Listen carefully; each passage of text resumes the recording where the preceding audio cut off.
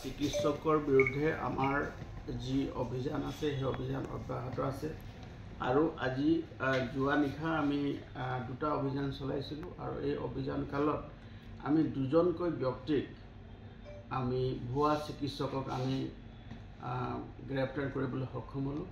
দুইজন ব্যক্তি বেলেগ বেলেগ স্থানত তেওঁলোকৰ নিজৰ এজন কোৱালিফাইড বা ডিগ্ৰীধাৰী ডক্টৰ হিচাপে তেওঁলোকে চিকিৎসা সেৱা আগবঢ়াই আছিলে। তাৰে এজনৰ নাম হ'ল নিহাৰ হুছেইন মাজৰ ভূঞা, তেওঁ 35 বছৰ বয়স।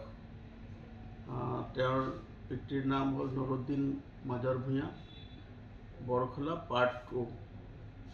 তেখেতক যেতিয়া আমি সোধপোছ কৰোঁ, তেখেতক দেখিছোঁ তেওঁ MBBSৰটো কাগজ তেওঁ আছে, পেড আছে, তাৰ লগতে তেওঁ MD আৰু DMA বুলি এইকেইটা তেওঁ পেডত তেওঁ লিখি তেওঁ ভুৱা চিকিৎসা চলাই আছিলে আৰু সৰ্বসাধাৰণ ৰোগীক তেওঁ আৰ্থিকভাৱে শোষণ কৰি আছিলে।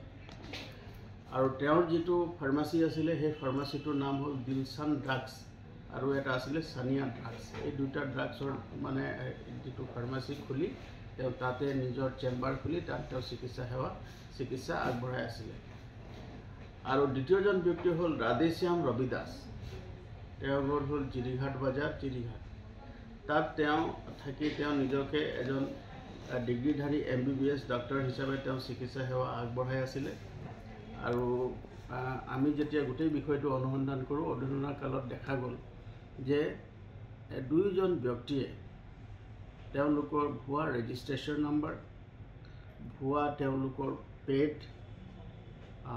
আৰু ভুৱা তেওঁলোকৰ চিম্বল এইবিলাক লগাই তেওঁলোকে সেই স্থানীয় ৰাইজক আৰু দুৰ্গত লোকক তেওঁ চিকিৎসা সেৱা আগবঢ়োৱাৰ নামত আৰ্থিকভাৱে শোষণ কৰি আছিলে। আৰু দুইজনকে সোধপোছ কৰোঁতে মই নিজেও সোধপোছ কৰিছোঁ আৰু দুইজনকে সোধপোছ কৰোঁতে তেওঁলোকে সেই কথা স্বীকাৰ কৰিছে।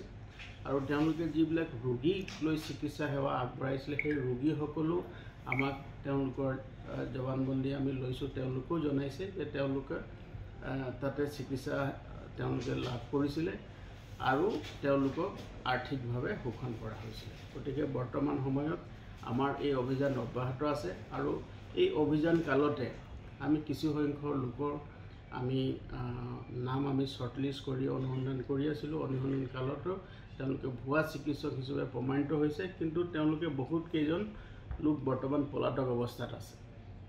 আৰু ইয়াৰ যি প্ৰাৰম্ভিক তদন্তত আমি দেখিছোঁ যে শিলচৰত অৱস্থিত দুটা এজেঞ্চিয়ে, এতিয়া মই নাম নকওঁ, দুটা এজেঞ্চিয়ে ভুৱা এজেঞ্চি তেওঁলোকক ভুৱা MBBSৰ চাৰ্টিফিকেট যোগান ধৰাত তেওঁলোকক সহায় কৰিছে। গতিকে আমি সেইখিনিও অনুসন্ধান কৰি আছোঁ আৰু সেই যিকেইজন ব্যক্তিয়ে এই ভুৱা এজেঞ্চি চলাই আছিলে তেওঁলোককো আমি বৰ্তমান আমি অনুসন্ধানৰ